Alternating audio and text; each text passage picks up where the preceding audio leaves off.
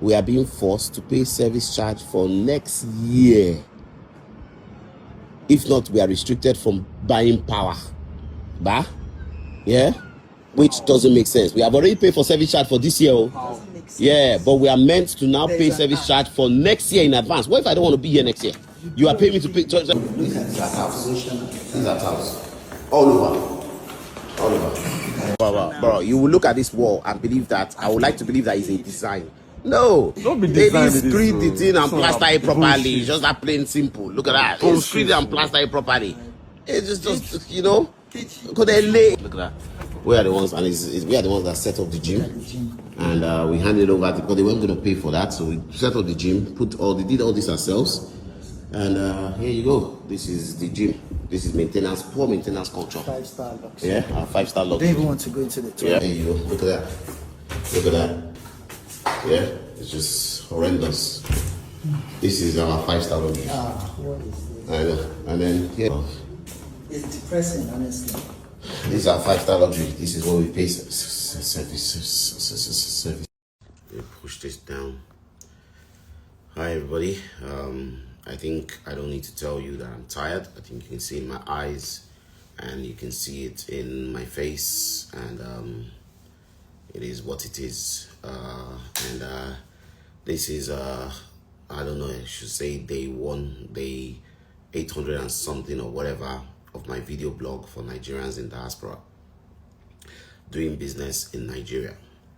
Now, I've had a lot of people talk to me, and I do listen, but I'm just stubborn in my nature, and I don't think there's anything that I can do about that, even if I want to, because once I'm convicted about something, I just tend to see it through. If it's going to fail, then let it be that I failed, and I know that I failed. Most times I do listen, you know, but the reason why I'm doing this is because I think it's important for us Nigerians in diaspora to start understanding what it takes to do business in Nigeria, and to understand that even though, because there are 3 sets of ways of doing business in Nigeria, and I think I'm not going to say anything that's not already common knowledge. Okay, I've always used the phrase that the economy of Nigeria is corruption, and if you're embedded in that and you're doing that very well, then you will succeed. And that is the reason why, and please just follow me here. Okay, that's the reason why you can have real estate developments going up in Nigeria, all over Lagos, like there's no tomorrow, in prime locations, and you're wondering who's buying them, because the average Nigerian can't, the average middle class can't, even the upper middle class can't. And on top of that, these buildings are going up, and you will hear it's sold, it's sold, it's sold, it's sold. See, that kind of money is not everyday kind of money. That is not the economy, but that is a type of economy in Nigeria. If you're already embedded in that, you do very well, you know. And but not everybody, not the vast majority of Nigerians can do that. Then you then have the SMEs, the small to medium enterprises. Those are the people that really drive the economy, and I fall within that range. And me and millions of Nigerians that are trying to make headways, and Nigerians in diaspora that come here and are trying to make headways. And we tend to be the ones that really suffer, because we have to work for our money, and we also have to work to lose the money. 2 things you do in Nigeria: you work hard to make the money, you also work hard to lose the money. So that's there. Now, you also have the fear. Someone like me, who's a Nigerian in diaspora, who has invested in a vast number of properties in this country, you will realize that I have a big fear. And what is the big fear? The dwindling value of Naira, the dollar to Naira devaluation. And I always use this example. I bought a property in 2017 for 50 million Naira. Let me just do that here for you. 1, 2, 3, 1, 2, 3, for 50 million Naira. So 1, 2, 3, 1, 2, 3. Yeah, for 50 million Naira. Then exchange rate was about 550. Okay, so I bought that property for 90,000 pounds. Okay, and that was good. That was very good. Today, that property is valued at 200, 123, 123. And if I divide it by the current exchange rate of 1,000, I think it's, sorry, or 1,000, I think it's 1,950 right now. So let's just even like that. Yeah, that property is 102,000 pounds. There is hardly any appreciation. 99,000 to 102,000 pounds. There is no capital appreciation if I convert my money. Now, somebody say, oh, don't compare Naira to what you got. My friend, please, keep that bull away from me. I carried my pounds. I brought it here. I don't expect to wake up and my pounds has devalued. Does that make sense? In that case, then I will use the argument of, then don't tell me to invest in any property in Nigeria if Naira is not worth the dime, is not worth a dime. I should take that property and go and invest in Dubai, go and invest in the UK, go and invest in somewhere else where my currency holds value. So don't come and tell me that, oh, whenever you're thinking about Nigerian investment, don't think about no, don't do that. That same money is the same money if I want to send my child to private school, I need pounds or I need dollars. That same money, if I want to go on holidays, they're not going to spend my Naira, they're going to spend my dollars. So you can't tell me to bring my pounds to this country only for it to be worth nothing and I can't use it later.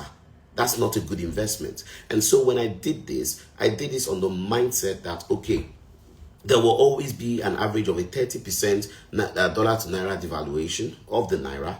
Okay, I just didn't expect it to be crazy within the last 3, 4, 5 years, but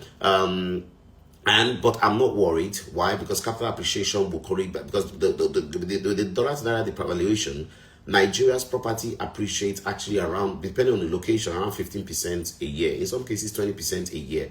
So that's good. So that kind of really hedges against that dollar to Naira devaluation. So if you have a 30% dollar to Naira devaluation, you have a 15% capital appreciation, you have a loss of 15%. Okay, now you now ask yourself, is this a cash flow business for me? So I'm going to forget the capital appreciation of that asset. I'm going to accept that in maybe 10 years time, I may lose 30% of the value of that property. However, the capital appreciation, the high yield rental income I will get from that property will balance out. Now, what do I mean by that? If I can rent a property at 150,000 Naira per day and I have a 275-day occupancy rate and I divide that by 1,000 and I divide it by 1,950, okay, I'm able to get 21,000 pounds from that property.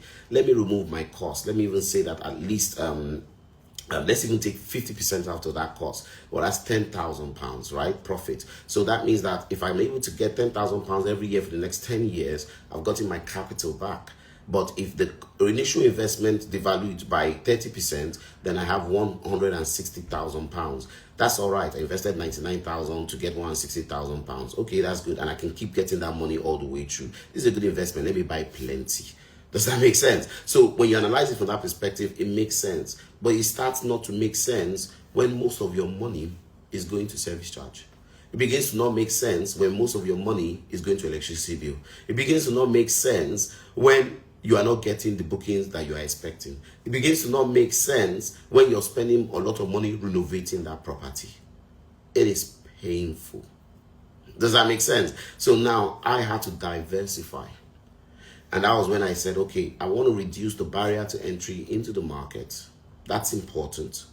I also want to make sure that I am able to have a first market advantage, at least for the next 5 to 10 years, and have an opportunity to focus on volume sales, which would help me to not have to worry about the dollar to Naira devaluation. And because cash flow is very important, focus on cash being the king. So find real estate that can deliver cash flow in volume. And so I had to move to party villas. So I'm going to build party villas. Now, the beauty about the party villa is that there is a barrier to entry. In Nigeria, almost nothing is not a barrier. They will still, even if they can't do it, they will still say they are doing it. As soon as I launched Lekki Party Villas, everybody in Nigeria, in Lagos, started doing party villas. They would turn their 2-bedroom into a party. They turned their 3-bedroom into a party.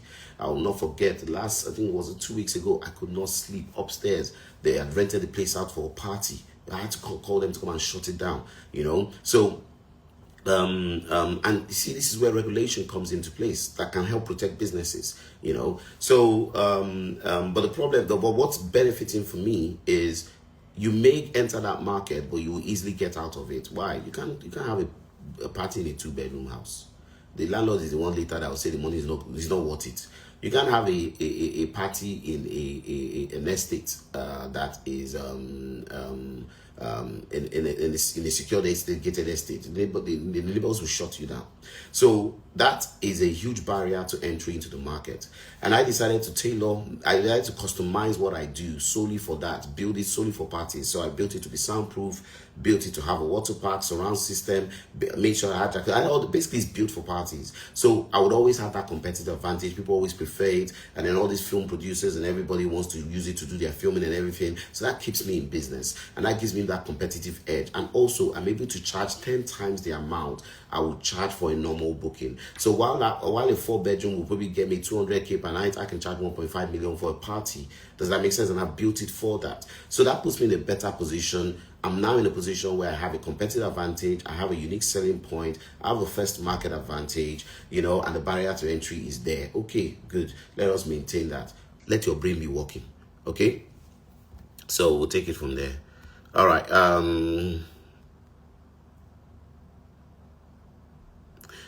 That's a good question. What happened to the Egyptian guy I had? It wasn't Egyptian, it was Syrian. He was very good. It was very good in respect of relating with you as a customer. But that technical background required to run a water park wasn't there. That was one of the first experiences, that was one of the first things I learned, that you can't just hire anybody to run a water park. It's totally different. It's different. Okay, so, and it was too much for him, you know. So that's what I'm trying to say. If it was too much for him, what more of our own people? Plus, a lot of what we've built there doesn't exist in Nigeria. Quote me on this. Go and find me a water park in Nigeria that has the level of complexity and advanced technology that we have. Our wave pool, our extreme river, our water house, even our slides. That required some incredible engineering feats, and we don't have it replicated anywhere else. I was stopped at custom for bringing pipes, steel pipes, into the country. Why? Because they thought I was doing oil bunkering. Building a water park is almost like building well, not close. You need all these steel pipes running around the whole place. It's not a joke. Okay, so it is what it is, you know. So there we go. I think we're good. So I'll look forward to your messages.